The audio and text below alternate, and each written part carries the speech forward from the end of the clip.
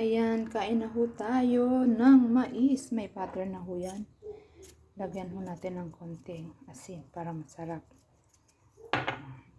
Then yung aking kape, yan. Lumamig na yung yung tubig. Initin natin ng konti. Ito po yung butter dito. Ito yung ginagamit ko sa asparagus pag nagluluto ako.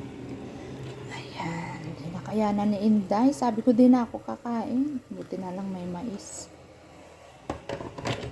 11:30 na din po. Pero hindi ko na kaya. Palibasan. Sanay kumain ng kanin sa umaga. Ayan. O diba po, kain na tayo ng mais. Nilagang mais na may butter. At syempre, partneran natin ng kape. Salamat po. Thank you for watching.